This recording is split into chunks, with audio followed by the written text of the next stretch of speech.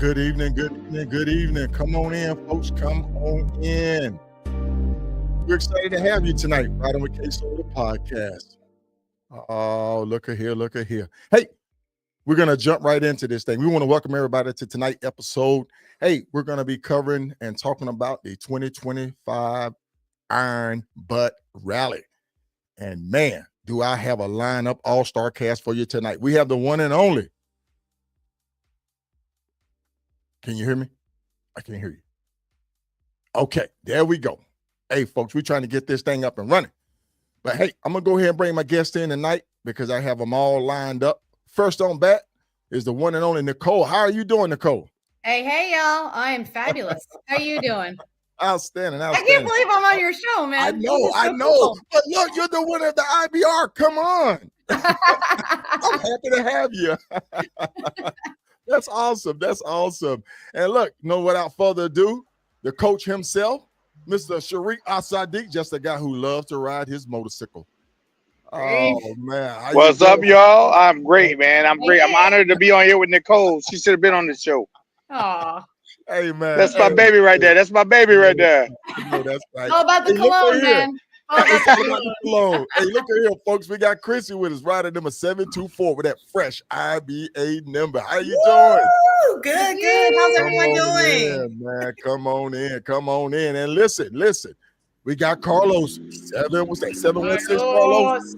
Yo, come on, man. What up? Yo, welcome. Look at him. Yo, like it won't nothing but a thing. Come on in, folks. And look, we rounded it out with Mr. D. Bell himself. How you doing, Mr. D. Bell? Doing good. I don't even know why I'm here with these guys, but hey, David. I'm about to say, turn on some light. This ain't one of your sex scenes. I know, right? I turn on the light, but it flashes me out some. But I'll turn on the light. Oh man, come on in, folks. Mr. B, how you doing tonight? Come on in. Stacks, how you doing? Oh man. Rogue Zulu, how you doing? Okay. Mr. Jordan, come on in. We got the Bells. Mr. Joyner with us. Carl, how you doing? Everybody, I got to bring everybody in. We got Dave. I see you. Yes. What's up, y'all? What's up, y'all? Zondo, what up? There you go, man. We got to highlight everybody coming in here tonight. Thank you for joining us right here on Riding with Queso, the podcast. King. I got everybody tonight, man. Oh, my goodness. Shut the door, folks. Shut the door. Everybody's going to get a photo. Everybody's getting a photo. Hey, sit his ass in, everybody. Get on up in here, Paul Tom. Get on up in here. Come on, here, man. evil overlord. Where you I at? know. Hey, Only. Hey, look, did you see the open video? I did. I was there. Carlos, I was there, Mo. Oh, man. I was there. Thank everybody Frankie. for coming on tonight. Yes, indeed. Come on in, folks. Hey, Half the listen, people watching need to be on the damn show. I'm telling you, man, we need to get them all up here.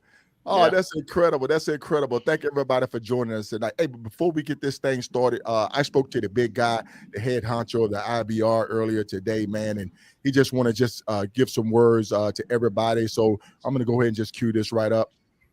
This year faced one of the very toughest iron butts ever. Paul announced before registration was even open that this was going to be a very difficult rally.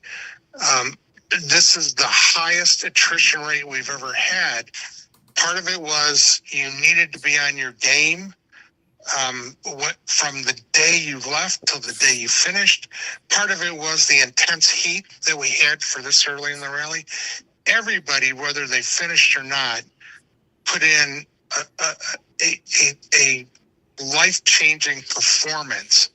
Those that managed to keep it together and end up at the finish line are just incredible riders, the best in the world. You're not just riding 1,000 miles a day. You're having to find all these difficult locations depending on the time of day and the weather. I mean, these are almost superhuman riders. And whether they're the last finisher or in first place, the rides put in here are just incredible.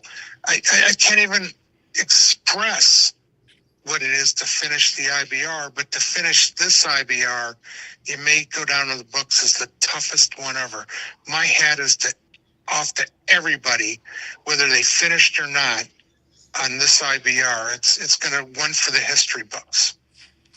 Thank you, Mike Kneebone, president of the Iron Butt Association. Thank you very much for that. Okay, thank you. Sorry I'm on the road myself, so I can't wait to listen later on. All right, Mike, you take care and be safe out there. All right, take care. Bye-bye. Okay. There it is, folks. You heard it right there. One of the toughest IBRs going down in history. So I got to commend each and every one of you riders out there. Congratulations. Ugly. I don't have no soundboard, all that other good stuff. But hey, you earned it. Paul, someone's gonna have to tell me how to join. Hey, Paul, I'm gonna send you an invite, Paul.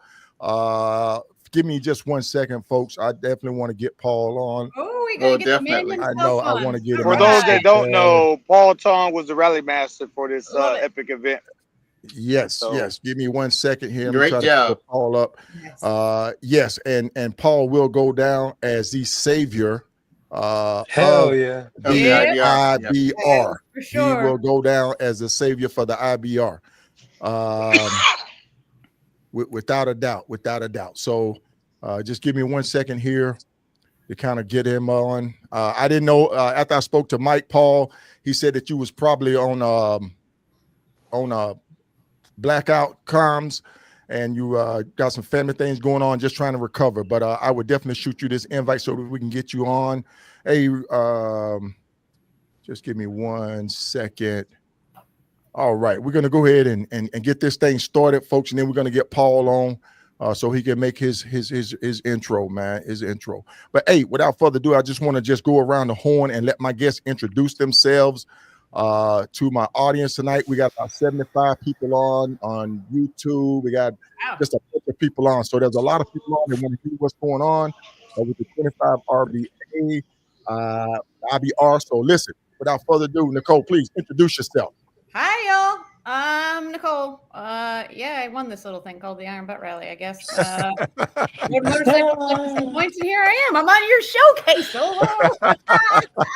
Thank you. All these amazing riders. That's yes. me. And it's a little me. Yes, indeed. Next up, we got Sharif Asadi, coach. What's good, people? I'm Brief, just a guy that likes to ride his motorcycle. This is my second IBR. Solo and I were rookies in 2023 and finished, and I came back for 2025. We'll probably be back at least one more time because I'm a 2-time finisher, but 0 times on one of my motorcycles. So I know,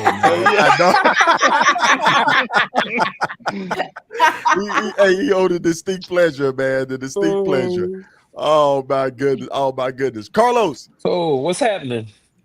What's going on? Carlos, IVA number 716, fresh minted, rookie attempt.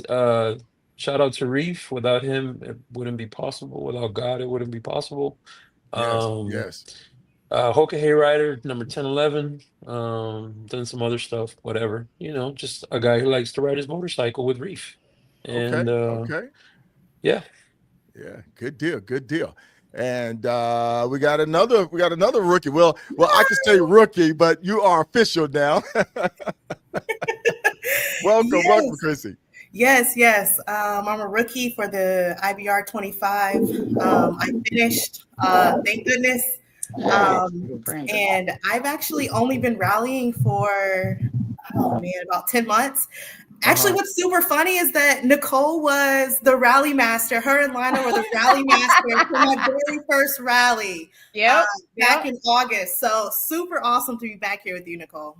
It's so amazing to be on the same panel with you, Christy. This is awesome. So many rookies did so well. I am so proud of everybody. And to have another female here with me, freaking outstanding, let me tell you. I absolutely love it.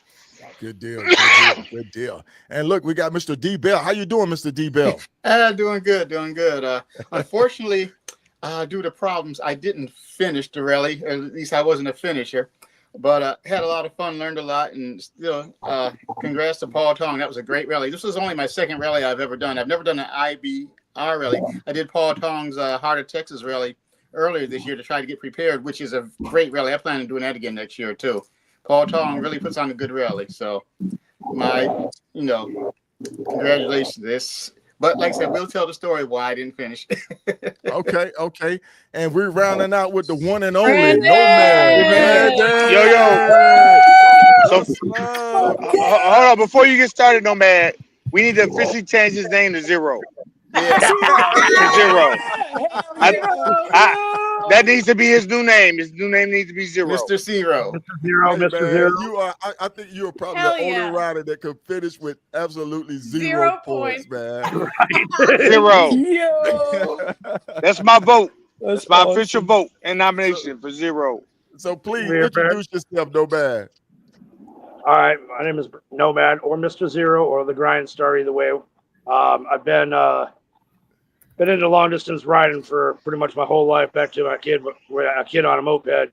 But I've been an IBA member for going on 5 years, and I've come up with a few riding accomplishments. I'm the originator of the coffee rides, and I work my butt off otherwise. I'm actually at work right now, so. Okay. Part of the Diamond Club.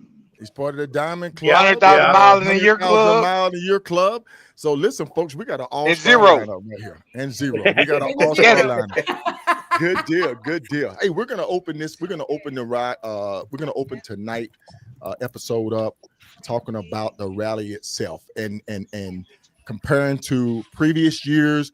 We have a new rally master. Hats off to him. First off, we want to congratulate him. He did an outstanding job. For those who don't know him, Mr. Paul Tong, he is the founder and creator of the Heart of Texas Rally. Am I correct, ladies and gentlemen? I believe so, yeah. Yeah. So that is Paul Baby, and he is, like I said, he is going to go down in history as the savior of the IBR because when the IBA ran into issues with insurance, getting it insured, Paul stepped up using his connections. He worked hard and diligently to find the right people that can insure this ride, to make sure that everybody was safe. And he put it together with his knowledge, with his previous experience. He put together an outstanding ride that took people all over the country. So once again, my hat off to Paul Tong, the 2025 Iron Butt Rally Master. Good job, Paul. Good job. Outstanding. Okay. Thank you, Chrissy. Thank you. And hopefully he'll be joining us for his words here in a minute. Now, has anybody written the Heart of Texas Rally before? Yes, sir. I did it this year. You did it? Anybody else? That was Dave and Nicole. Nicole? I did. I I was wrote on it my way there, but my bike overheated. Okay.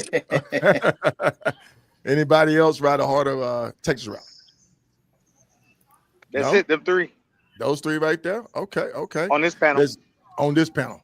Folks, I'm telling you, I got an all-star lineup. There's a lot going on.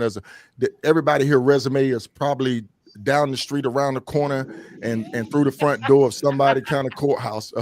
But trying to remember what everybody accomplished and achieved, it's a lot. It is a lot.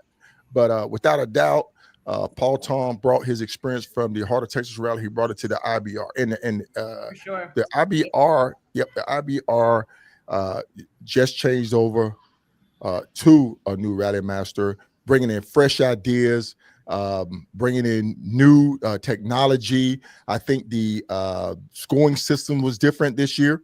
Correct me if I'm right or wrong. Everything was different. Everything. Let's go around the horn with it. Let's go, Nicole. What was different about it from previous rallies, your experience? So this was actually my first Iron Butt rally. I've never competed. So I did not have the experience that others have had of the 3-hour scoring weights and Polaroids and all of that. I have only had the experience of the Paul Tong app. There he is. I've had some email experiences with smaller rallies, Snafu, Global Locos, things of that nature. But I definitely had I shouldn't say a lot, but a good amount of experience with Paul's LDX and Heart of Texas with the app. So it's very user friendly. It really makes scoring simplified compared to some of the other rallies, and definitely simplified compared to previous IBRs from my experience, from my understanding. Okay, nice. We Yeah. want to welcome Paul in tonight. There he Paul, is. there he is. Hey. I can create a scoring map, but I can't figure out how to get on YouTube. Good deal. So to answer y'all's question real quick, I did not create the Heart of Texas Rally. It was actually created by James Stovall in 2010. And he ran it. It originally started as a ride to eat, and he ran it till in 2011. It started to become more of a rally, and he ended in 2016. And it was such a great local event that I asked him if I could take it over in 2017. It was always like a 12-hour rally, and me, I can't ever. Got to go big or go home, right? So, right. So that's what it is now. So anyhow, okay. I just don't want to say no. So good deal, Paul. Good deal, man. Like I say, you would definitely go down as the savior of the IBR. For sure. We all appreciate you stepping up, taking on the challenge. You and all those other people down there wouldn't happen without y'all. So I just helped facilitate it. Y'all say that I keep signing up. So. Definitely. Let me tell you, Paul, you got big props at Max's BMW yesterday. They had no idea that the IBR had even continued, and they're like, all right, is there going to be a 2027? We want to watch. So pressure's on, man. All right, put my deposit down.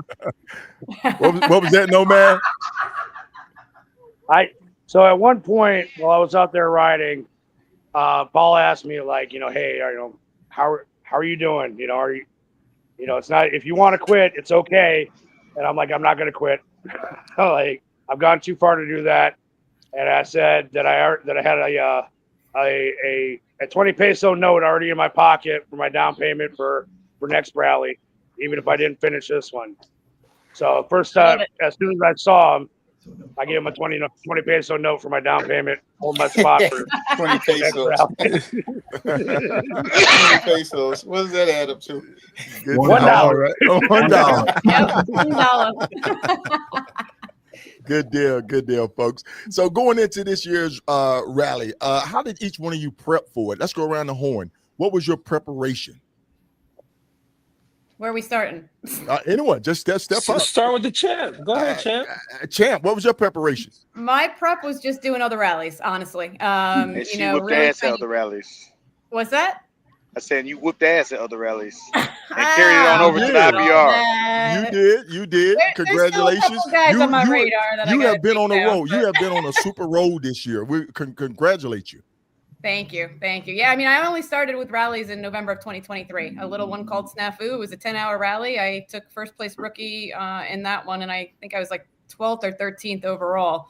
That was, a year and a half ago. And then I've just been rallying since and getting better and faster and stronger and more persistent and figuring out timing. And, for me, I wouldn't, and I've said this before, and I've said it to guys and I've said it to girls, like, I wouldn't be where I am right this second without other people giving me their nuggets and their tidbits and allowing me to learn from them what they've done over the years. So that's really how I prepped. And for this particular one, I made sure that I was hydrated. I made sure that I had food. I made sure that I didn't completely overpack, although I still did. And really, making sure the bike was up to par as much as it could be. And that was it. Practice. That's what I did. And she had the secret sauce. And the cologne.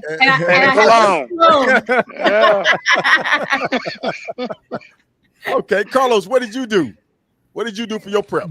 Big bro, let me tell you something. I did absolutely nothing. Nothing. I don't even know how I got into the rally, bro. I told Paul when I got there, I'm like, yo, y'all made a mistake, but I paid my money and I'm here, so I'm running. Like, I have a lot of older riding experience. I have a bunch of gold certified rides, BBGs, 100ccc triple nested BBGs, but nothing ever of the length of an IBR. I rode one leg of the 2020 Hokahe and my Harley gave out on me in the mountains of New Mexico. Rest in peace, Pinto. And like, that's it, bro. And then in 2022, my son was born and I hadn't ridden. I just been playing dad, But I knew they were on short notice, and I said, you know what? It's a numbers game. They need at least 100 people to run it. Who can put together a run in less than 6 months of that magnitude and be able to commit to it, Right. So I quit my job. I went into work for myself, and Whoa. I said, Wow. I'm running this. If I get in, I'm running this rally. And then we got the email that said, look, you got in, so you better run this rally. And so yeah, Ooh, I paid my money, and I said it's now or never. And up until the Friday before, I didn't even have a bike, bro. man. Um, What? So the Oh gold wing I wasn't the no. gold wing wasn't prepared. It wasn't ready. so 10 months prior, I had a small fender bender, and it created a short in the wiring harness of my bike, and Hmm. due to some shoddy wiring from the previous owner. So quick story on my bike. I originally bought the bike in 2015, traded it in. I did my first saddle sore on that bike, traded it in 2018 for a new gold wing.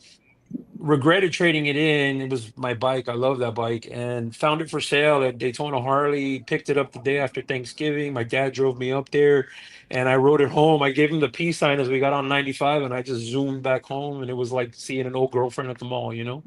Um, Okay. and so I had a short, and the entire wiring harness in the bike melted. And Geico wanted to total it, and I'm like, y'all ain't totaling my bike. Forget y'all. So I took it to my buddy Lewis Preston in Knoxville, Tennessee, Electrical Connection. Shout out to them. Right. And he spent 10 months rewiring the entire bike, and up until the night before. Let's just put it this way. I pull up to his shop that morning at 8 a.m. in an Uber, and he's sleeping in the back of his pickup, having just finished getting my bike ready because he promised me it would be ready for the rally.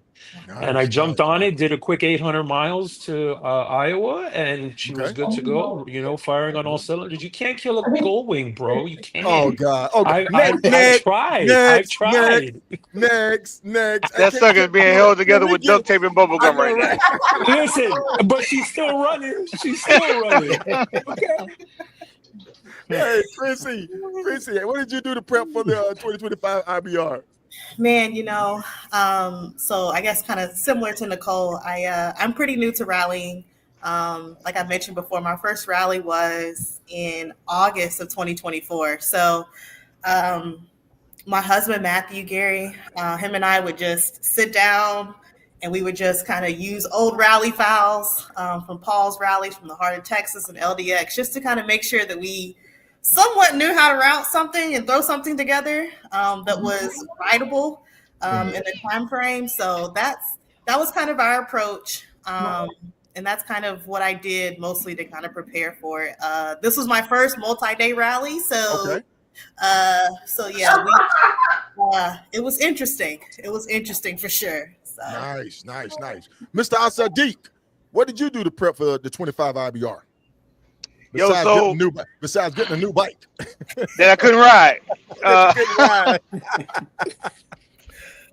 ride. So I don't do a whole lot of actual rallying. I do a lot of self-paced rallying, Ride to Heat Across America, Tour of Honor, those kind of things. I do more of those than rallies. But last year we did the Grand Slam, which was perfect because a lot of the roads that we rode on this year, I just rode on doing the Grand Slam. And then just from me riding, getting out and exploring, I knew, especially on the West Coast, it wasn't the road we went on that I wasn't like, yo, we need to go here, here, here. And it all worked like Facts. dominoes. So Facts. so yeah, other than just doing my normal 70, 80,000 miles a year and Hops Rally, I love Hops Rally. That's the only other actual rally experience I got. Hops Rally, IBR. Yeah. That's it. All Bob right. puts on a great rally too, for sure. I know, right? So you've ridden Hops Rally, right, Nicole? Yes, sir. I did. Yeah, she kicks ass at that one too. Kick dancing that one too, man. Mr. Bell, what did you do prepare for this year's rally? Okay. Well, one thing I did that didn't work out was I got my bike ready, supposedly. We'll talk about that one later. But I did the Heart of Texas rally earlier this year, and that's the first rally I've ever done. I enjoyed that very much because, Mr. Tong said, it'd be a good rally to do to start practicing. So, I joined it. I love the Heart of Texas rally. I do plan on doing that again a few more times. And I plan on doing this IBR again, too. I kept myself hydrated. I walked about 6-7 miles every day to kind of keep myself, in shape. And that's about it, Okay. We're going to bring Nomad in. Nomad, what did you do to prepare for this one? Since this was your first major rally.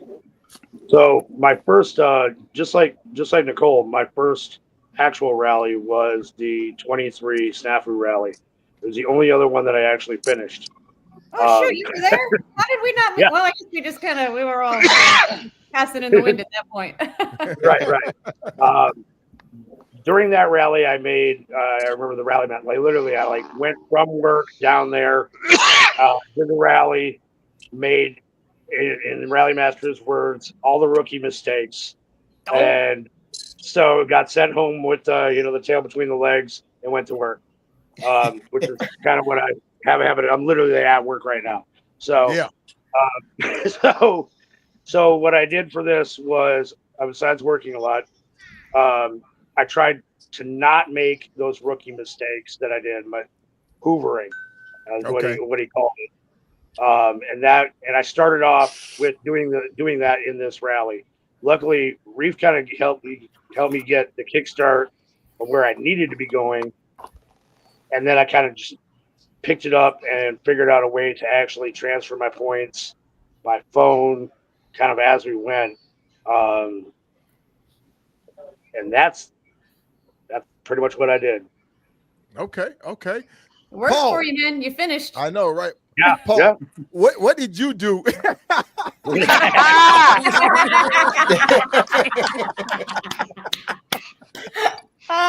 Hey, Zero, it doesn't collect interest, okay? I'm just going to let you know. Paul, oh man, I'm loving this. I'm loving this tonight. What did you do to prepare for this? I know you were going all over the place, man. I could only imagine the stress level you was at. Sir, you don't have enough time for me to explain all that to you. I took a couple weeks off of work here and there just so that I could sit down and focus. And I don't know, when we decided to take this over, I knew instantly what I wanted to do because I was talking to Mike Kneebone. First, I had to convince him to hold off on doing anything, making any kind of declarations or statements. I said, hold on, I can get us insurance. Just give me time. And we were actually at my daughter's ring. She was getting her college ring thing. She goes to VMI. Right. Congratulations we were there. And that's when I got the good news that the insurance company we have, Prime Insurance, they gave us insurance. And I called Mike. And so we talked about kind of the things he had planned. And, one of the things he says is, we've gotten away from what the Iron Butt Rally was originally about, which was just getting out there and riding, And so I said, okay, let's do that. So, and the format after that just kind of fell into place. We looked back at how it started. We looked back at the second leg was looking back how, the smaller rides had put together, and then we focused on the champions. And I don't know if I ever do it again. I guess I'm gonna have to make a route based off of Nicole, right? So. Right. Now looking at it, you put a couple of the previous loops in there. The 91 loop was in there as well, and a couple other loops. Paul, what made you decide to want to like? Is that the basis of Origins, the title of the IBR?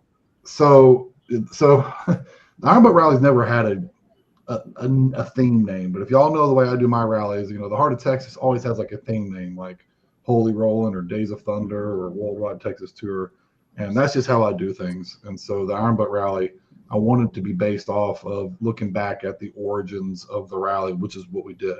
The reason I chose the 91 rally is because that's actually the first one that Mike Kneebone was a rally master of. He rode in 86 and 87, but that wasn't his rally. His rally was a 91.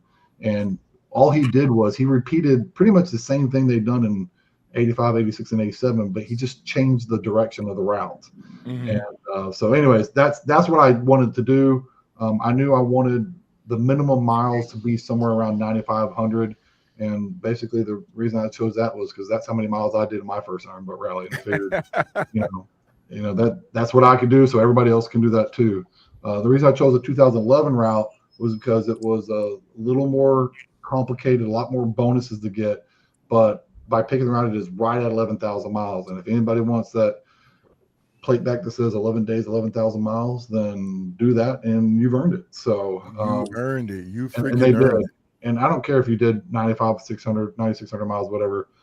Everybody earned it this year. It was tough. I meant for every leg to be, you had to ride hard. There was no forgiveness. You had to do the miles, and I don't think there's a person that finished, and some folks that didn't finish that aren't. The people that finished can hold their heads high no matter what, and nobody can take this distinguish away from them. And those other riders that didn't quit until basically their bikes just quit on them. Mr. Bell. And I'm so freaking mad that your bike broke down the second leg, because I want y'all to know I put a bonus in the third leg. Yes, I Bell, appreciate it. just for him. Which one was that? I have a cousin who was killed about 20 years ago. He was a police officer in Long Beach. And Paul put that bonus there, and I saw it. And in fact, I sent it to his family, and they said they appreciate it. I mean, that just did a lot. That. We had a family call Sunday, and it's like that just did a lot. And I have his sister who really follows, and I mean, she still does stuff today for him. She really appreciated it, and I just I can't tell you how much that was the. If you look at the very last bonus. It says Daryl Black Memorial. He has a park in Long Beach. That was the bonus. Amazing. Wow. It's all these little stories that we hear. That's all to you, Paul Tone. That's good. That's stand-up shit right there. Yeah, it is. Bear with me. I'm trying to find it, guys. Oh, here we go. It's the only thing on the last page. Yep. And it was a high bonus. Oh, wow. Yeah. Yeah. Hey, 300 points. Yeah. Wow. Dave told me about his cousin at the Heart of Texas rally, and I said, So, anyways, that's really cool. Now I got to do a road trip. Dave and others, Road trip, Reef. Road trip. They didn't quit. Some people, there's a lot of people that didn't quit. There's some people that's literally out. They cannot make it back in time. And then the other ones, the bikes just failed them. So everybody really put it out there. There's not one person I know that chickened out. And so I couldn't be prouder of everybody. And obviously I'm proud of those finishers, and we're obviously proud of Nicole and all that she accomplished. Right. Yeah. So a question came through by Low-Key. Low-Key said, what navigation system did you use? Now, typically for a rally ride, you use Basecamp, you use Google Maps. I know Greg Rice has his system that he uses. So if we would just go around the horn and just briefly mention what system did you use to plan your route for this year's rally? Just round the horn real quick. Nicole. Y'all don't want to route like I do. Let me tell you that. So David Keen's like, I'm not, or was it 73? Somebody just said I'm not human because I route on the fly. I use 3 different things. So first I do use Basecamp, and what I basically do, and I think I spelled it out in either the first or the second post that I just put up about the IBR.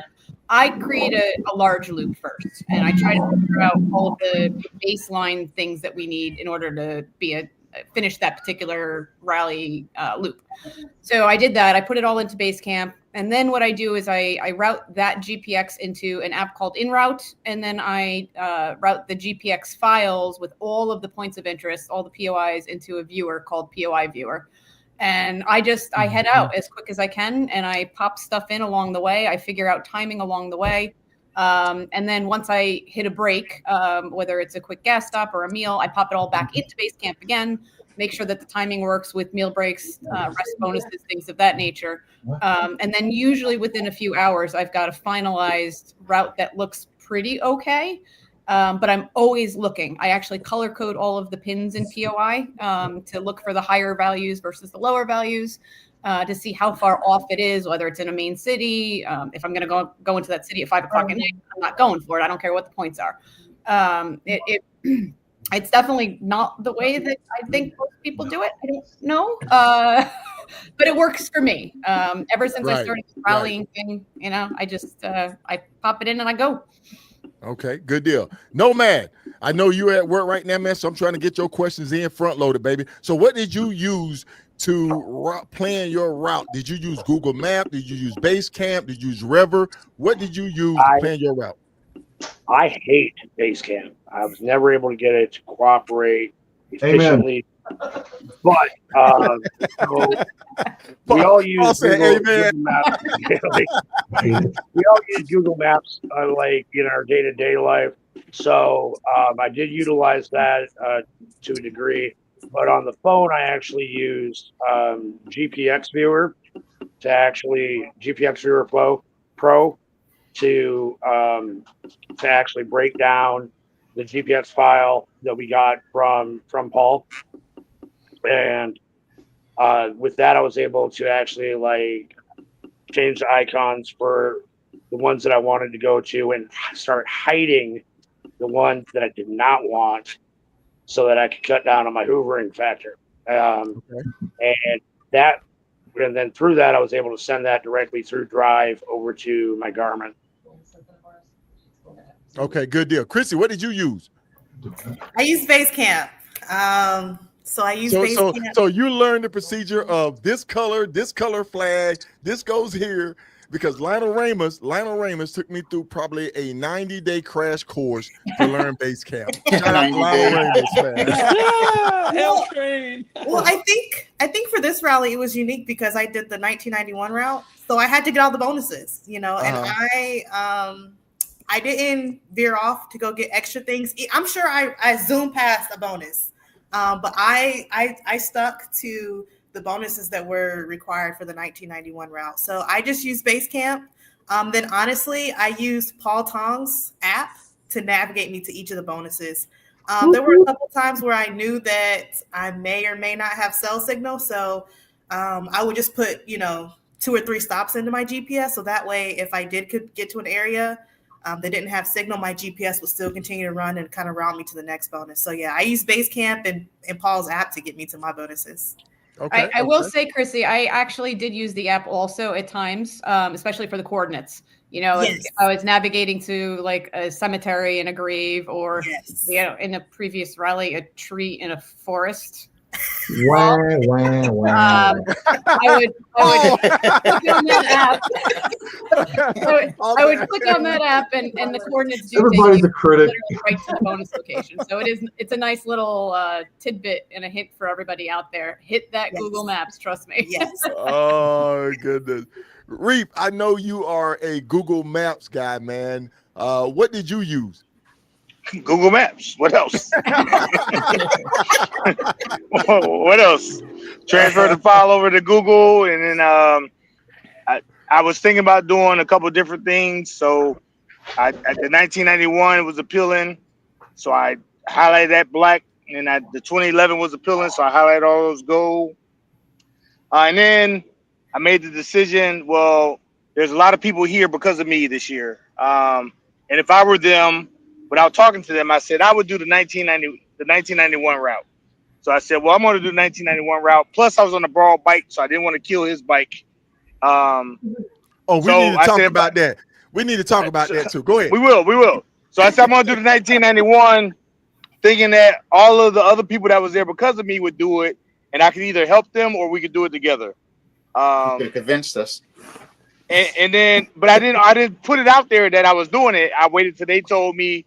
And then we all actually, the ones that rode with me, we just actually met on the road because you had to, unless you were a Piper, and that's another story, or Nomad. Right. Because no matter what I said to them, they would not listen, and they did their own thing, which is good. They learned their own experience, but I should know that he was the one who convinced me to sign up. So he got you too, huh, Nomad? Yep. As soon as it came out that it was going to be available to sign up, I was going to be doing Hoka next year, and then as soon as the opportunity for submission came up for this, Reef hit me up, and I was like, can I afford this? All right, I'm gonna throw it in for it. So good deal. Thank you, Reef. And now you got a finish and a new nickname, Zero. Yeah.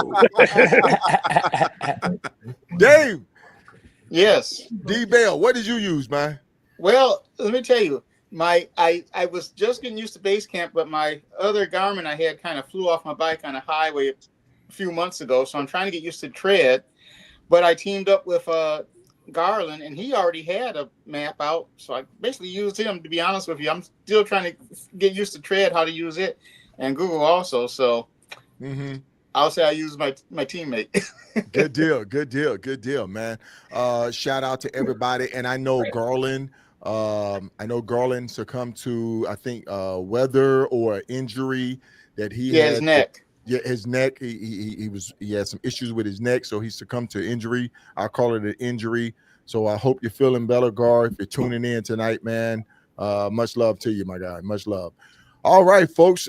We've been going around the horn now, just kind of prepping for the rally itself. Now we're showing up day one. We are in Ohio, and we are ready to go. And we go through the briefing. We get our books. I know people have spoke about their books. You only get directions the night prior to get ready for day one. How was your launch? How was your takeoff? How was you sitting there saying, okay, I'm programmed. I know my route. I made my mind up. I'm ready to go. Jumping out the box. I'm not going to start with none of you guys. Paul, what was the tempo? What was the tempo? Everybody was excited. Oh, absolutely. Everybody was. Well, I mean, you've been to the Iron Butt Rally before, and you started. You know that feeling of anxiousness. Scared to death. I mean, I wasn't even riding. I was freaking nervous as. Kid watching, I was nervous, really nervous, and but a lot of hand wringing. But no, I trust my riders and their ability, and it was exciting to see all of you guys so excited to step off. And as rally master, getting ready, everything is on your shoulder. Did I plan it right? Do I have the right locations? Everybody ready to go? I'm following the big board on the tracking system. It's all on your shoulders. You was ready for it. I was ready as I was ever going to be. Oh, you're a big man. You're a big man. If you haven't met Paul's about what, 6'4", Paul? 6'5", yeah. 6'5". He's a big man. So when he walk in the room, he commands attention. So folks, the dark overlord of the IBR is good to go. We're gonna go around the horn. We're gonna start with Chrissy. Chrissy, what was your plan on day one? Let's go to day one. Oh man. So we got the rally book, and so I joked with Paul about this at the end of the banquet. So if you guys don't know, the Friday of the banquet was my birthday, and I was born in 1991. So I joked with Paul that, hey, you didn't have to create this route just for me. So we found out. We found out about the 1991 route, and I was like, because you guys will later hear that my husband and I, we started off riding together as a team, and I told him, I said, I want to do the 1991 route. He was like, we haven't even looked at it. And I was like, but I want to do the 1991 route. So, just kind of, we first got our book. We looked at it. Again, I already made my mind up that I wanted us to do the 1991 route. Later, he agreed. And then, just from the beginning, I think a lot of people who did the 1991 route, they started west first. My husband and I, we decided to go east first. And so, just kind of day one, we were just started, riding miles. We made the decision early on not to do meal breaks at the specific windows that Paul had designated, just because, we didn't want to disrupt our flow. We wanted to make sure that you wanted to go ahead and take the deduction up front. Well, so the meals, my husband and I, we decided to do meals at our own time. Okay. Versus, sometimes it fell within Paul's window, sometimes it didn't. But yeah, we just made the conscious decision that, we needed to hit the bonuses and make and do the meals and rest kind of at our pace. And then there were specific times that Paul said, hey, you got to rest. So, we just made sure that we rested during those times. So day one, it was very nervous for us. We were super nervous, but, once we kind of a couple hours into the ride, we had a mechanical early on, but that's okay. It actually wasn't my bike this time. But yeah, we just kind of got into a good flow as far as just riding miles kind of early on. Okay, good. So you had a plan, you stuck with it. You elected to take the deduction up front because everything has points. Everything is worth points. The rest bonus is worth points. Stopping is worth points. Did they have a meetup place where everybody took a photo? Because when I did it, we met up at a location. We had that bonus point. They didn't have that, Reef? Not on If this they one. did, it wasn't for the big loop, so I can't speak. So there you go. Nicole said no. Okay. No. And there was also no point deduction for meal. It was optional to do the meal. You didn't have to take a meal. Correct. Oh, okay. It wasn't. Yeah. Okay. Nicole, which route did you decide to take? And what made you decide to take that route? So leg one, it's funny because coming into this rally, LDX last year, Gerlach was an option. And I told myself coming into this rally, if Gerlach was an option in any of the legs, I was going to take it. I kind of in the back of my mind, I said whether the points were worth it or not. But again, within reason. It turned out that Fran Crane's leg A option had Gerlach. I added up the points. It looked good. It turned out it was actually the most points in leg A for the large loops. And I went for it. And, again, I'm not going to go into all the details here. Y'all can read me right up. But that was the reason that I chose that particular loop. I wanted to get to Gerlach. I thought it was important for me personally in my ride. Okay. And that's what I built everything else around. Okay. Dave, let's go with Carlos. Carlos, I'm sorry, Dave. Go ahead, Dave. Oh, no problem. Okay, well, like I say, I was sitting at the table with Garland. We both kind of were looking at the same route.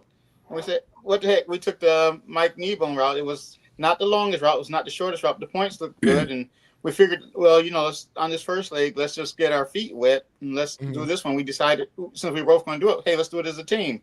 So that's what we did. And the first leg, we actually did okay. Okay, good. Carlos. Yes, sir. So at the IBA party in March in Jacksonville, Paul kind of gave a speech about what was to come in the IBR and and to the rookies, and he was like, "Y'all gonna have to ride your ass off if you want this. You're gonna have to like legit." He just looked at the whole room. There's about 200 people in the room, and he says, "If you want this, you're gonna have to ride your ass off." Plain and simple. So at the morning of the meeting, he's holding up the book, and he's explaining the 1991 route and the historical significance and all this stuff, and he says, "This is the bare minimum that you are gonna have to ride to be an IBR finisher." Somewhere in the neighborhood of 9,500 miles. Right. And so somebody asked the question, so the loop riders, the ones that went on the smaller loops that were legs and not an 11-day big loop, there was that one, and in 2011 were the two 11-day loops.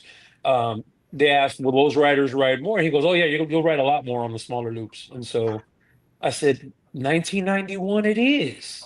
Because I was just trying to secure my 3-digit, bro. He said, this is the bare minimum you're gonna have to do. And so I said, that's me.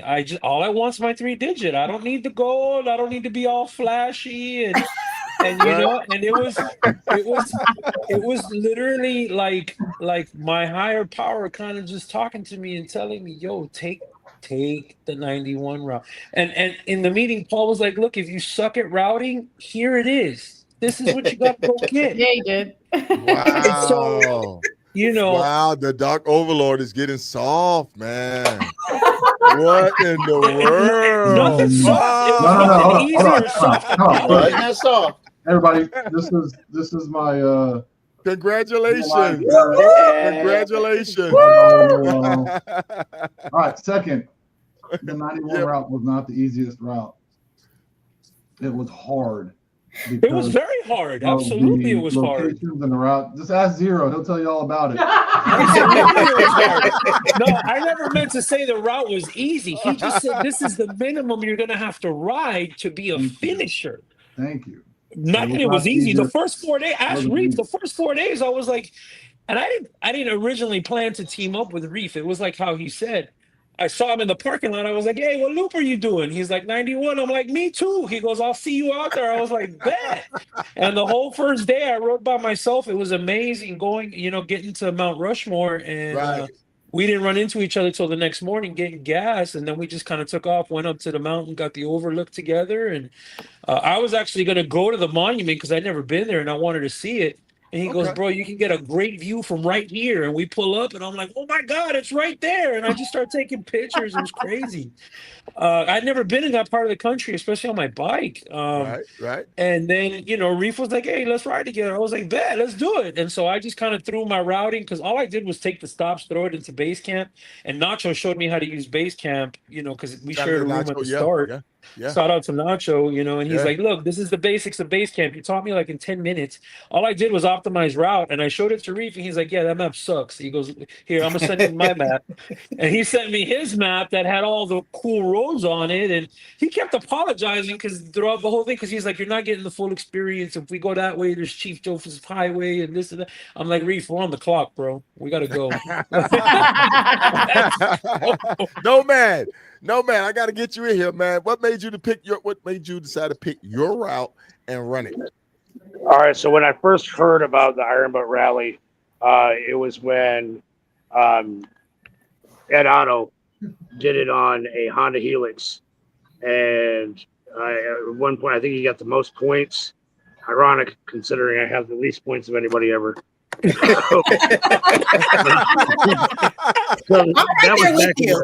that was back in the that was back in the 90s. I don't know the exact year, but so I wanted to do something that was as close to what they did back then. And back then it was basically a loop around the United States, and so the 91 definitely represented that. Now I went to that west corner at first, that the northwest, and these are all places that I haven't been before. So I got to, and I needed a little nudge from Reef and everybody. Stop sightseeing and get the ball rolling. But that's what I wanted to do. Was good deal. So wait, hold on. This fool say, hey Reef, I'm looking at doing 1991, and I want to go to Alaska. I said, you gonna go to Alaska after the IBR? He's like, that's during. I said, who the hell do you think Michael Kneebone was to make a route that you can go to Alaska all willy-nilly doing his route? I said, you out of your mind. You out of your mind. I did need people to check me and make sure I was thinking logically. It sounded good. Oh man, there was a lot of checking going on during this rally, man. There was definitely a lot of checking going on. That is so awesome. That is so awesome. But hey, my guys. Hey, listen, I know we've been on already probably 45 minutes to an hour, but we're having such a great time. But I just want to know your mental state. What was your mental state going into this rally? Did you go in saying that you were gonna be a goal finisher? Did you go in and sit there and say, Nicole, did you say, I'm going to go in and I'm going to win this thing? How did you come in here mentally prepared for this ride? Focused, determined, and I was going to win. What? Yep. I am not one of those people that's like, all right, I'm going to just get my 3-digit number, and then the next time I'll go hard. Absolutely not. I'm in it to win it. That was my focus. That was even before everything else happened. That was my goal, and people will attest to it. Yeah. And I said I would be completely and utterly satisfied and happy with a win. I would be okay with top 3. I'd be with top 5. I'd be satisfied with top 10, and I'd be all right with finishing. Right. But I came in fully determined to win. Nicole, I have to ask, what bike are you riding, and how tall and how much do you weigh? I am on a 2015 BMW R1200 RT. I am 5'5". Now I'm down to 121 again, but I went in at about 124. I ride a GS too. So I finished the LDX on a GS. I have a 2018 GS sitting in the garage. I tippy toe at times on the RT, but I make it work. You gotta be on a good bike. And I will tell you, the BMWs so far have, been slightly problematic for me. Everybody here will also attest to the LDX, where it depended on the day of the week, which bike I was riding. But for this particular rally, she got me through, even with bad cams and rockers. And I'm going to ride her until she rides into the ground. I know. You had some prep work done prior to the ride. These gentlemen here was working on your bike, getting your bike ready, your aux tank, some other stuff. How deep did you have to go into getting this bike ready, though? So yeah, the aux tank that was on there, unfortunately, actually cracked the sub frame just about a week or two prior to the IBR. Lincoln Seals from Seals Fabricating was able to get me a new tank that sits just above the pillion seat. Mike Lindstrom, rest in peace, my friend, was able to hand weld and hand build a bracket that the aux tank sat in. And together, myself, Alex, and Mike not only put together the aux tank setup, but we put new wheels and tires, or not wheels, new tires on right before the IBR, literally 2 days before. I fixed some electrical stuff. I popped a new kickstand plate on. And really, I did everything that you are not supposed to do 2 days before a huge rally. That's the way I roll. Right. Yeah. All right. Nomad, I think out of everybody, you had probably the oldest bike riding. Yep. Can't kill a gold wing, baby. Can't kill a gold wing. Right. Gold wing. So I rode on a 2006 Gold Wing that had 2 prior IBR finishes, not under me, under a cliff wall. And he actually, let's see if you can see this baby right there. Yeah. So it actually, I got it. Cliff gave it to me because it had thrown some trouble codes when he was on his way, I think, to the 2017. And I figured them out last year. It's got 161,000 miles on it now. Well, it's 165,000, I think, actually now. So, but yeah, so that's you're right. You can't kill a wing. I changed oil sometime in February. I might change it this month. I don't know.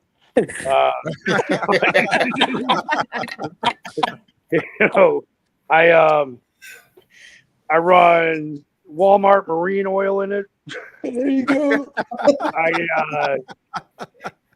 But the only modification that I had to do to a Gold Wing to run 1,000 miles every day repeatedly is I was running a Fire Creek auxiliary tank and put on my lights. I just got the darn brand of them. Okay. Those things. The Denali. I have to jump over here to D Bill. D Bill, Yeah. please, sir. What happened? Okay. We were starting off on the second leg and going up 35, and we had just came from a gas stop, and I'm shifting to get on the highway, and as I was going from 5th to 6th, I pulled in on the clutch, and all of a sudden it was very loose. And I looked at God and I said, hey, my clutch is gone. I'm thinking I didn't know but it just didn't have it. And so what I did, we're riding up the highway. So I got my wife on the phone. And I kept calling her. I guess she was in a meeting or something. Wouldn't answer at first. And when she finally answered, I said, look, I got a slight emergency. I need to know where a Harley shop is going north. Because I'm heading, I'm on the highway. I'm riding. And I must have talked to her. I must have rode another 50 miles when I talked to her. And she finally told me, okay, well, there's one off of Highway 90 in Albert Lee, Minnesota. And I called them up and they said, no, well, we don't have a cable. We'll see if we can do it. And I said, okay, I have no choice. So I stopped there. We got there and found out the clutch. I guess now they have a wraparound cable. It doesn't have a bar on it no more. The cable was broke. It was gone. So looked around. It was a very small shop. They only had like maybe 15. I don't think they had 15 bikes on the floor. None of the bikes had the same kind of cable I have. None of them. Because they were actually going to take a cable off a bike and, put it on mine. So then they even went in the shop. None of the bikes in the shop, repair shop had the same kind of cable. So I said, okay, figure this out. So we called another dealer, and I was going to try to get my bike in and ride up them. Well, as soon as I put the bike in gear, I was going to rev the engine up, put it in gear. As soon as I put it in gear, you heard something pop, which turns out to be the compensator went. So I said, well, I shut it down. I said, it's not going to go anywhere. Forget it. And then I looked around and said, you know what? There's 3 road glides in there on that showroom floor. They had a gray one, a red one, and a Mystic Shift one. At first, I was going to buy the gray one. I said, I don't want gray. Nah, forget that. So I said, that red one looks We good. So just I want wanted to an pay the extra. excuse for a new bike. That's all. So I got the red one, and actually they got me out of there pretty quick. And I was like, hey, we can still, do this thing. But what happened, Garland and I were trying to make up time. So we slept outside that night. And Garland's, I guess he slept wrong on his neck on one of the bench, park area bench tables, rest area bench tables. And so for a time he was trying to ride with one hand and hold his helmet with the other hand. And we got a little bit behind because he was really sore. Every time we stopped, he wanted to stop for a while because, like I said, his neck was killing him. And we got to, there were 6 major stops we had to make on that thing. We got to like number 5, and Garland said, hey, I can't make it. He said, I'm dangerous. He says, my neck is killing me. I can't hold it up. I can't do it anymore. Right. So I went down and got the bonus. And then I came back and I called Paul. I said, Paul, I was telling him about what's happening to Garland. I said, well, I'm gonna look out for him because, Garland, I tried to get him to go when I was getting the bike. I said, man, go ahead and go. Just leave me. He said, no, we a team. We're going to stick together. I was like, okay, we'll stick together. Okay. So what happened, we got to that 5th stop, and Garland couldn't make it down there. It was the stop. They have all these, it's a place that has a whole lot of mugs, like 10,000 mugs on the place, and you have to go way down deep. I mean, when I say you go back in the woods, if somebody The takes you coffee back in house. the woods back The there, coffee you house. never find you never find the body back there. The coffee cup house. Yeah. Yep. So anyway, I did that, and we got back out. I got Garland to a hotel, and I sat there and looked at my clock. I said, you know what? I don't need to stay at the hotel with him. He's good here, and he told me he's good. I said, I should probably still do it. So I called Paul. I said, Paul, if I don't take the rest stop, am I not a finisher, or am I just going to take a big thing of points? He said, no, David, you can't finish. I'm like, darn. So I went ahead, and I went to Mississippi anyway. That was the next stop, and I came back up, and I was going to run the rest of the route. But then I realized I got 3,000 miles on this bike now, and I haven't had it serviced. And I said, it doesn't make any sense to have a bike not serviced and lose a warranty, and I'm not going to be a finisher anyway. So I rode around the Midwest looking at 10,000 cornfields I never saw before and had a good time. And came back and, came folks, over to, that's what I did. Good deal. Hey, Nomad, we Nomad is at work, folks, and we got to get ready to let Nomad get back to work. Nomad, any words or anything you want to leave with the audience tonight, man? Once again, congratulations on your accomplishment, your achievement, man. And without a doubt, I think you set a record of 0. Your new name is Nomad 0, like Coke 0, Nomad 0. Right. And my recommendation is this for everybody who's thinking about doing it or thinking about doing some next big ride, do it. Because we only have this existence here, and you never know when that existence is going to end. So, on that note, I got to let everybody go. All right, Nomad. Brandon, right, I just want to tell you something, man. Listen, your grit and your determination is admirable. And of everybody that's going to be remembered during this rally, there isn't a single soul that's going to forget you, my friend. You got the biggest cheer at the end. Everybody was really pumped to get there, and we are all going to remember you, no doubt. That's right. Good deal. All right, Nomad, you take care, my friend. All right, folks. Sharif, are you still there? Because I know you're dealing with daylight. I am here. He's riding into the night. I am here in beautiful Clearwater Beach, Florida, but it's about to rain, so I had to start making my way back to the resort. Okay. I had to leave the Iron Butt rally, go on vacation. What a life. It's rough. I know, right? But we feel so sorry for you. On the bike that you stored.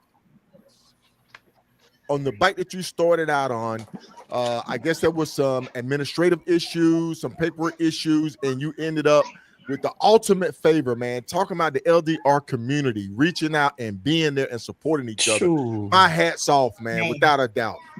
So let me tell you, man, Carlos was like, yo, I got like $4,000 in Eagle Rider dollars. She's like, we can go rent you a bike. A whole bunch of people called, a whole slew of people called and like, yo, Reef, I'm on my way. Wendy Crockett was like, yo, my husband will be here. He said I'm supposed to get here to Wednesday, but if you need a bike, I have him here Monday, like probably about an hour after start. Just a bunch of people reaching out. a lot of people reaching out like, "Yo, take my bike, take my bike." I took a GSA for a couple hour test ride. Um, it, yeah, and I was just like, well, and then my Hoka Hey brother showed up and he's like, "Reef," and I'm like, "Brian," I'm like, "Let's trade bikes." He's like, "Let's do it," and that was it. A Solo. What Reef isn't telling you is it's kind of funny. I ended up buying a bike anyway because I told Reef, Because he was going to buy one, and I'll buy a bike for you to ride. But he would have had to finish it on a Harley. and I was like, "It's not about buying a bike because I could have bought another bike." I was like, "No, if I can't." I like Indian gave me this bike. It's not my fault. I'm like, whatever. I'm like, if I get a bike that's comfortable, I'll take it. But if not, I just keep on riding. Come Monday morning, I was gonna be riding somewhere, whether it was IBR or whether it was some other shit. And thanks to my man Brian. Well, up. There you go. Bang it up, bang it HD. Chrissy, talk to me. What did you ride? So I started off. Okay, let's rewind a little bit. You started off as a team, correct? Yes. So I mentioned before I was on my way to Paul's Heart of Texas rally, and my 2020 Indian Challenger overheated. So I was actually still dealing with overheating issues with that bike up until about 2 weeks before the IBR. So I decided to pull the trigger on a new bike. So I started off on the rally on a Indian Springfield. So I probably had one of the smallest tanks leaving on Monday. Man. So we rode the 1991 route up until about Louisiana. And then she was riding good. She was riding strong. It was great. Brand new bike, riding great. I got to, let's see. I think somewhere in Arizona. And I started having a low oil pressure light. Come on. So I limped her for a couple more miles. I'm not going to say how many more, but I limped her a couple more miles. And I got down to LA and I said, you know what? I think I had a mental breakdown. I called because by this time, Matthew and I had split up. Like we split the team up. I called him. I was like, I don't know what to do. I'm freaking out. So anyway, ended up hopping on a rental bike in LA. What kind of bike? It was a Harley. All my friends. Don't let them bait you. Don't let them bait you. They just want to hear that. Don't let them bait you. It was probably Don't let them do that to you. Had. I've heard so much about it. The last few days, and even the last few days of the rally, and even the last few days since the IBR. All my friends are joking on me. See, you should have started on a Harley. You would have finished on a Harley. But yeah, so in LA, I picked up a rental bike. I hopped on the Harley. At that point in time, I wasn't sure if I was going to have enough time to finish. I kept just doing time and distance in my head. And I was like, I got to get all my rest in, I was riding solo, but I made it. I made it to the finish. And I did. Nice. I finished on a Harley. So nice. We can't knock you for that. Carlos. Yes, sir. You brought it home on the Go Wing, man. Oh man, let me tell you. So we're leaving.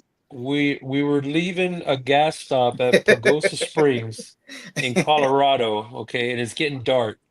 And Reef says, "Come on, we got to get over this mountain pass. I don't want to hit a deer for the third time in my life." I said, "Yeah, that sucks. You've hit a deer twice?" He goes, "Yeah, twice." I'm like, "All right, cool. Let's be out." No sooner does he say that, we make a left out the gas station and we're just riding along. And I looked down to my phone to route something to the hotel because I knew it was right up by the interstate, about 160 miles away. And all of a sudden, out of the corner of my eye, I see Reef swerve. I look up, I don't see anything, but I swerve the other way.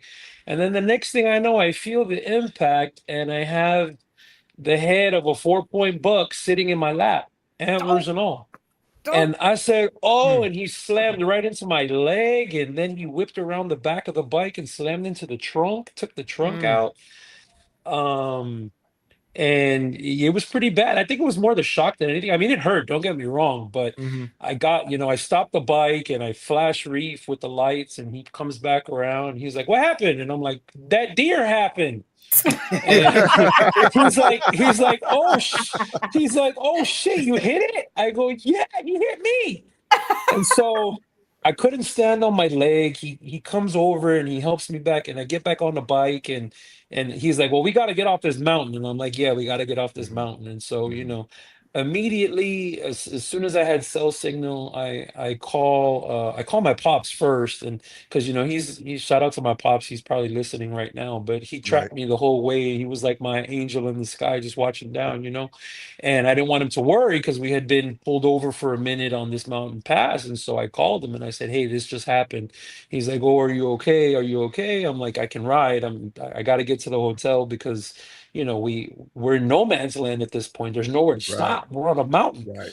Right. So, I just kind of thugged it out and, got down there. As soon as we got towards the hotel, I called Paul and I said, "Hey, sorry to bother you so late." Because at that time at Rally Central, because we were running mountain time, so we were an Hmm. hour behind.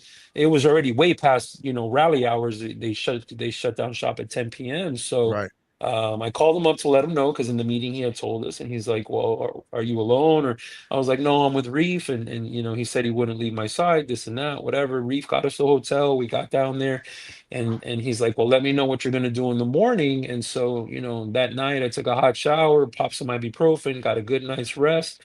The next morning it was sore, it was tender, but the bike was, all broke up to shit. I duct tape everything down. I rock strapped down the trunk. I used some of K Solo's rock straps that Reef had in his trunk, and I rock strapped down the trunk, and I called Paul and I said, "Hey, man, you know, um, they don't call this the toughest rally in the world for nothing, and I'm a Hoka Right. Hey rider, man. Right. Hoka Right. Hey, let's do it." And I kept it going, and I'm glad I Good deal. did Good because I deal. managed Good to deal. pull a finish out of it. Good deal. Good deal. Paul, what and that was a safety briefing prior to the ride that was just showing. You as rally master, you at the top at Com Central, looking at the big board. Anything that you were saying to the riders, was anybody sending in reports? Because they were pretty much running the same loop. Weather was an issue, heating, storms. I know there was some storm that came through. It's the world's toughest motorcycle competition. There's no Yes. allowances for traffic or weather or pretty much anything. Yeah, a lot of times you just got to take the phone calls and people tell you what's going on, and all right, what are you thinking? How you feeling? And you listen to them. You got to listen to what's not just what they're saying, but listen to how their voice sounds, what they're, Mm-hmm. Brandon talked about how he called me and I was like, "Hey, if you need to just come back to the barn, that's okay." You should have heard him. He, I mean, you want to talk about cooked dog shit? He sounded like cooked dog shit. And we've all been there, and I don't want to tell people to quit, but I don't want people to push themselves too far. Right. I know y'all understand the balance between the two, and I will always support. I want to support my people, and I always say when you get to the finish, you should have left everything out there on the field, because you'll won't respect yourself at the end of the day if you felt like you just half-assed it.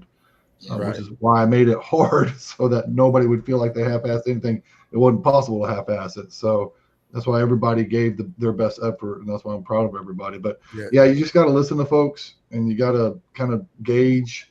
You can hear what's in their voice, and but most everybody, especially with Carlos, I mean, I can just tell from talking to him. He's like, "Yeah, I'm fucking good.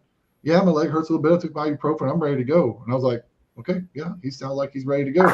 We got a partner with him, so like, yeah, go."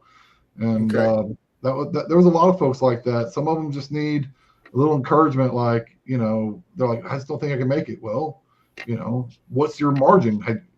You just want to try? Just try, and oh yeah, sure. I can't remember who it was. he blew a tire in North Platte, Nebraska. By the way, North Platte, Nebraska hates us. I've had more people talk about, I was in North Platte, Nebraska, and this shit happened. But he blew a tire like on day 2, and there was a tornado coming into town, and just everything was.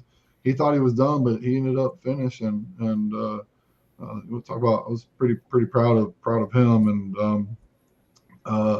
and Dave Bell, with Garland, and not wanting to quit on each other no matter what. There was a lot of tough decisions made in this rally. Chrissy pushing on despite being by herself and being on a stinky Harley, and I'm proud of you too, girl. I have to ask you, Paul. In previous years, riding together as a not say as a pair or a team would get you penalized. Would that a change to the program this year, or? I know there was something where if you was in proximity for a long period of time, you would be considered riding together. So you can ride as a team. You can declare yourself as a team, and that's okay. Just once you declared yourself as a team, either at the beginning of the leg, you can't dissolve the team until the end of the leg. And if you do so in the middle, you suffer a point penalty, which is what Matt and Chrissy had going on.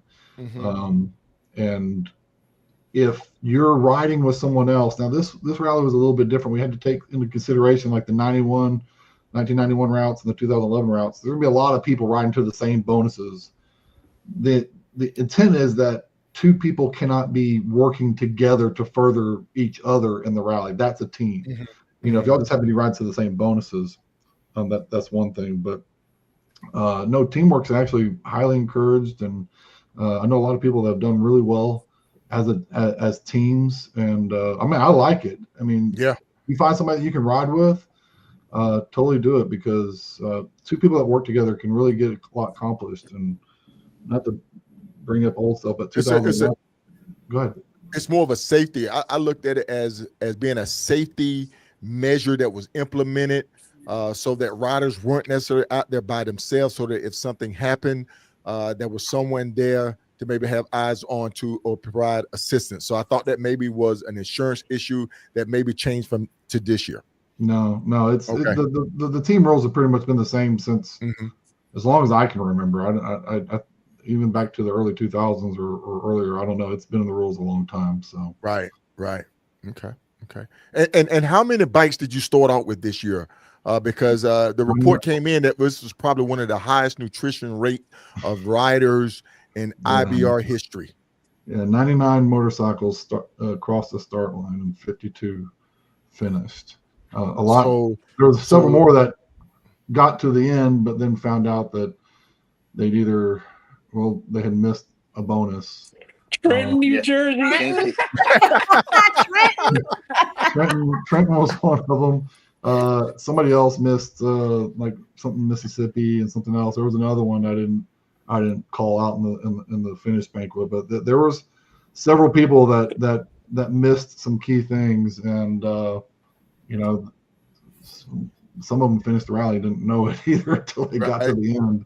But man, it was very disappointing, especially in my part, to know, especially at the very finish, the level of effort that some people put in, and the sit down in front of them all excited because they finished and in time, and then look at them and go, "I'm sorry, you're DNF. You didn't get all the bonuses," and it was heartbreaking in a lot of ways. But that's rallying. That's rallying. That's rallying. And for anybody out there looking to get into rallying, start get into rally groups. Start finding out what it takes to ride rallies.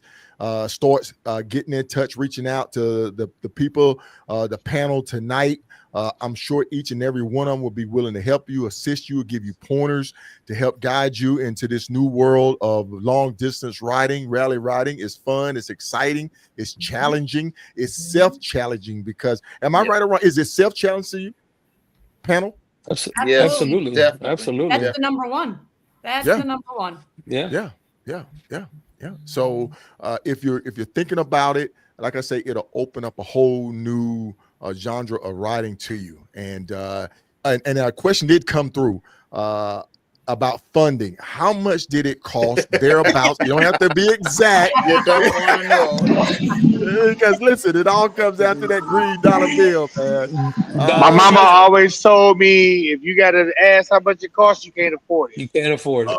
Oh man. Okay, Well, I must admit, I went a little bit over budget. Oh, okay, Dave. So somebody throw us a number, man. We gotta let the audience know tonight. $1 a mile. $1 a mile. $1 a mile. Yeah, it cost me about $4 I a don't mile. think it's that much. I don't think it's $1 a mile. What did you do, champ? I'm probably, I mean, between the aux tank and tires, gas stops, I moteled at every rest stop. I didn't pull any hookah hay shit. Sorry, stuff. I'm probably sitting around, and the entrance fee and everything else, probably around $7 or $8 grand. Oh, that's nothing. Okay. Yeah. Dave, give me a number. Throw me a number. Hey, not the new bike. Not the new bike. Oh, I said if you include the new bike, I'm at $40K, but you know, it's $20 a mile. Yeah. Oh my goodness. Oh my goodness. Oh my goodness. Chrissy. But I will. Okay, so I'll tell you. You know, once I do my final leg write up and all of that, I'll put the real numbers out once I put them together, so people have an idea. Right, and that's the thing. And that's the thing about it. You know, it sounds great. It's inspiring people, but then when they start hearing the numbers, what it takes, because it is on a professional level. You have to realize something, folks. The IBR is the pinnacle. It is the pinnacle of IBA. To get that 3-digit number, to go out and ride 11,000 miles, learn how to plot, learn how to navigate, riding, and then the things that they put in, the stops, the mandatory stops. You're not used to that. You know, you got to figure out, I have to stop and sleep for 8 hours when you still be ready to go. So there's a lot into it. I would highly recommend and suggest that you start doing practice rallies. Would you agree, panel? Definitely. Ops rally, Valkyrie rally, staff, all the rallies, Heart of Texas. Jump on them. Paul, are you still going to be running the Heart of Texas? Yes. Right now the plan is to have a Heart of Texas and LDX be combined. The first week. You got people shaking in their boots, man. Really? So I'll be there. There's reasoning behind that. Basically, it's my work schedule. So right. Sorry, y'all will have to bend to that. But so it's going to be. Right now, we're looking at 6 days. Okay. So, okay. Hang on. Good deal. I have to go around the horn, folks. I'm running out of time. I don't want to extend this out too long. I need from each panel member, some advice, words of inspiration, or guidance for anybody that's thinking about going out. And then also, what has riding this ride done for you as far as your confidence and your abilities, as far as your riding style, as far as just looking at life in general? Because like Mike Kneebone said, this has been life altering for some people. Whoever steps up. Y'all go first. Okay, I'll go. I tell you this. Well, start out the rally. I rode up there with Reef, so we did some get out and exploring. Okay. And, with me, I'm just determined now. The fact that I didn't finish, and I knew I have the ability to. My bike didn't. I'm just more determined to do it the next time. I'm. It's kind of a grudge now. I'm just determined. It is inspiration. You see a lot of things that you don't normally see, and it's a good time. The camaraderie you have with everybody. I mean, I'd do it again tomorrow if I had to. It's just. Okay. Carlos. So at the start, Paul was like, leave it all out there, leave it all on the road, and just, finisher or not, just you can hold your head high if you just give it your all. And so that was my main goal, was to just give it my all and come home to my son in one piece. And I was proud of what I turned in, and the 3-digit just meant everything to me, So to anybody who's contemplating it, don't overthink it. Throw your hat in the ring. I hadn't done a ride in 3 years, a certified ride, and I just threw my hat in the ring and I got picked, and I just sat there, twisted that by a twist of fate, divine intervention, whatever you want to call it. I wound up teaming up with Reef, who was just like a godsend for me, and I was like a tick on him, man. I didn't leave him alone. I was like, "What do you mean you're going to get an oil change?" Cool, I'm getting an oil change too. I Mm-hmm. stayed on his schedule, and I made sure that I was doing everything I could to help the team. Whether it was getting a hotel room or looking up the next bonus code or whatever, and that's the only reason I finished. It was because of his tutelage and him taking me under his wing. Because, like I said, I was super cold and rusty coming into this. So, Mm-hmm. it's not a bad way to go. But if you break up your team, like Chrissy found out, it's a 20% deduction. And then when you Right. start on a different bike, it's another 50% deduction. So Right. Right. to be a finisher with a 70% point deduction is props, and she didn't Okay. even finish second to last either. So that's like, Yeah. wow, she Yeah. was out there, doing Yeah. her thing. Yeah. Yeah. So don't let it intimidate you just because it is the Super Bowl of long distance riding. It took me 10 years to build up the confidence to just put my name on that piece of paper. Right. And I had Right. a 2020 DNF finish in the Hokahay, and I had that bad taste in my mouth. So Mm-hmm. that was even further chipping away at my confidence. But I just said, screw it. I'm gonna throw my hat in the ring and see what happens. The Right. entire time at the start, I felt like I did not belong. I Mhm. mean, who does an IBR on a Goldwing with a stock tank? Mm-hmm. Shout out to everybody who did it on a stock tank. I know Reef was struggling with my gas mileage because I'm trying to keep his pace, 85, 87. I won't say how high we went because the rally master's still here. But um, He's got y'all tagged anyway. It's all recorded, I man. know he knows. I I know he don't has his speed. I don't calls. speed. So I don't know what you're No, talking about. Yeah, we weren't right. speeding. We weren't speeding. No, Yeah, but to right. keep that pace in a 6-cylinder engine with a 6-gallon tank, it sucked. But he just made adjustments, and a couple times I almost ran out of gas. But shout out to everybody who did it on a stock tank. Chrissy was talking about Right. having the smallest tank. How about having one of the biggest engines with a stock tank? It Right. sucks. Right. That's definitely Right. a Right. handicap. So make Yeah. sure your bike is sorted out. Make sure you have miles on your bike. Make sure you're comfortable repairing your bike on the side of the road. The one Mm-hmm. advantage I did have with the 01 to 17 Goldwing platform is I've been riding that platform for 20 years. So there's not nothing I don't know on that bike. And then I have a little magician in my back pocket who he knows everything about that bike. So I Okay. can call him up on FaceTime at 2 a.m. and be like, hey, what's going on? Nice. Um, Nice. so so it Nice. definitely it takes a village, man. It took a whole team, Okay. whether it was people holding me down at home with my son, Reef helping me Overwatch. with Right. absolutely. Shout out to Right. Joyce, man. Joyce was the Yeah. superstar of our Overwatch, man. team. Overwatch. Overwatch was the best. She found me a dealership to get an oil change at. I was like, what? Nice. I'm like, Oh yo, man. Joyce was Shout out she to was the paparazzi, glue. man. She was the Shout out glue of to our shout out to team. paparazzi. Good deal. Good deal. Absolutely. Good deal. Reef, I know you're moving around, man. Talk to us. Light. Man, so just get out and explore, ride your damn motorcycles. You got one dash well. Get out, get into them rallies. Buy that Indian you always wanted. Uh-oh. And Buy we've that Indian lost you always Reef. wanted, and, Wait and a enjoy it. we've It's lost a, it's Reef, a ton folks. I of don't know it's a what's ton of going rallies on. out there. We've Ton lost of little Reef. rallies to get into. Get into it. Chrissy.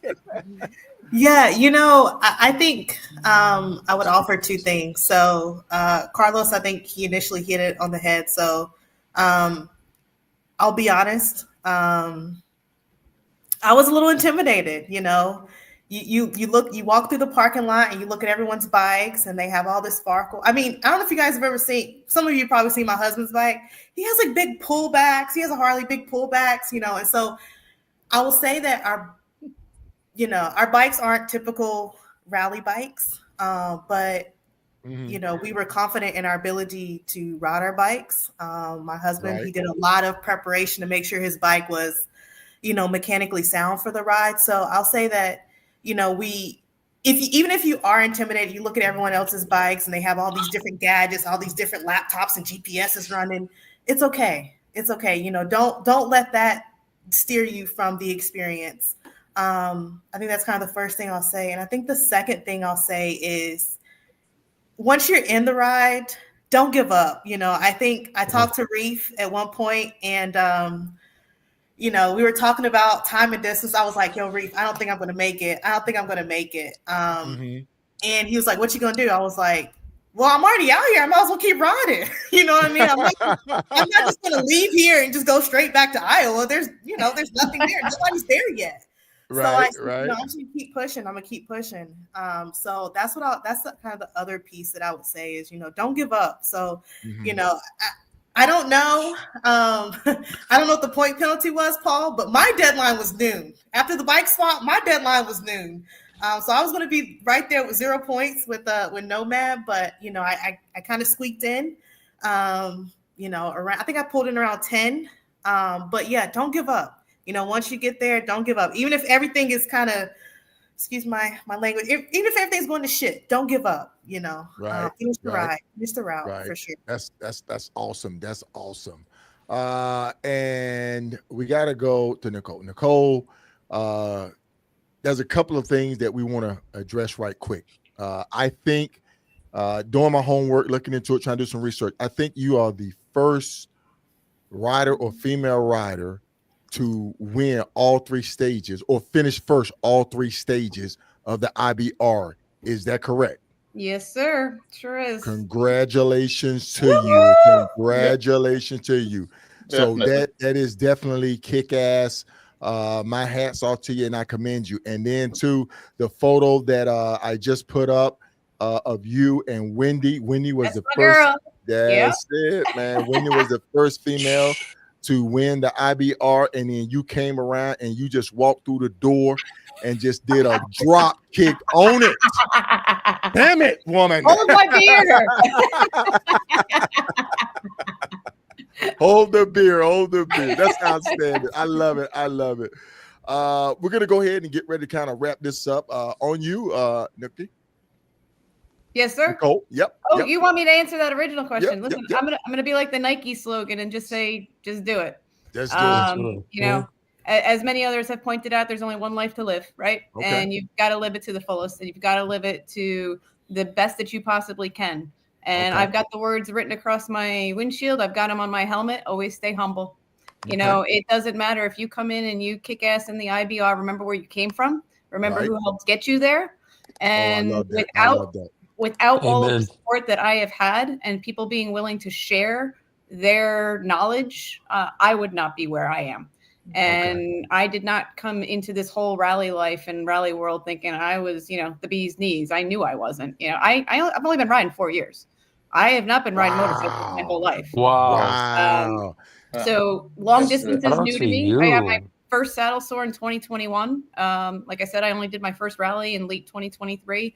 And again, you know, heart and determination and grit is what gets me everywhere in life. It doesn't matter if it's motorcycles or medicine or when I was a cop. That is what drives me. My son just checked in. Had been one of my biggest supporters. My parents, although my mom is not a fan of me riding motorcycles, also two of my biggest supporters. Without them, I wouldn't be able to do what I do. I've got literally a household of people that take care of the pets, take care of laundry, take care of food, make sure that the two-legged creature is still alive when I get home. You know, having that not only blood family, but motorcycle family, like y'all are family. And there is not a doubt in my mind that I would be where I am, wouldn't be where I am without y'all. And if you want to get out and you want to do that long ride, do it. If you make it, great. I've had failed saddle sores. It's happened. You know, a simple quote unquote 1,000-mile day. I was too tired. I wasn't prepped, whatever it is. It happens to all of us. It's how you keep on going. My first heart of Texas, I Google mapped that one. That's before I learned base camp. I DNF'd. I got to that finish line. I was like, oh, I got this in the bag. Paul sits me down. He's like, what'd you forget? Like, where's your East Texas, Derek? It's right here. That wasn't East Texas. Ah, crud. So, somebody once told me you're not a real rallier until you DNF. Well, I got that out of the way real early. And then quickly learned base camp. Right. Good deal. But yeah, Awesome. just get Awesome. out and just do it. Enjoy Awesome. the people that are around you. Soak up all the knowledge that you can. We are all more than willing to share. I am more than willing to tell people how I do things. I will lay it all out there. Yes. I once said, Ben Ernst or James Owen could hand me their route and I would never be able to ride it the way that they ride. Oh, man. Now, maybe. Yeah, maybe. Hey, man. Listen to you, how you talk about how you just do the base layer and then you run it while you're working it, you're plotting it as you're rolling. That has always been Ben's thing, man. I saw Ben get his paperwork just going. He was gone. He was 2-3 hours ahead of everybody. So that is incredible. Did anybody lose their flag? I was meaning to ask that question. Did anybody lose their flag? That's coming in leg 3. Showing up did. That's coming in leg 3. Y'all have to stand by for the write-up. Oh, my God. I love it. All right. Paul. The big man, send us out of here, man. Send us out of here on a good note. You are the greatest riders in the world. I'm so thankful for each and every one of you. Some more than others. But again, every single one of y'all gave your hearts and your souls out there. And I'm proud of you, and everyone out there is proud of you. And I'll keep pushing on my end to keep giving y'all something to go ride. All right. Good deal. Well, I want to thank my panel for coming on tonight. This has been an awesome show, man. We've been getting some great comments, some good answers. I've loved the motivation. You guys are all inspiring. The comments have just been phenomenal. So go back and look at the comments. My hat off to everybody who joined us tonight on this episode. All right, ladies and gentlemen, I'm going to go ahead and get ready to shut this thing down. Okay. So look, I look forward to seeing each and every one of you. And happy birthday to you, D Bell. Thank you. Happy birthday. Somebody else had a birthday out there as well. Yeah. Who else had a birthday? Chrissy had a birthday. Yeah. Chrissy had a birthday. Yep. See that? Come on. All right. So listen, y'all take care and be safe out there. Bye, y'all. Okay. Thanks so much, See bro. Peace. Bye, y'all. Smell your pillow, Nicole. Oh, I plan on it, baby. The cologne.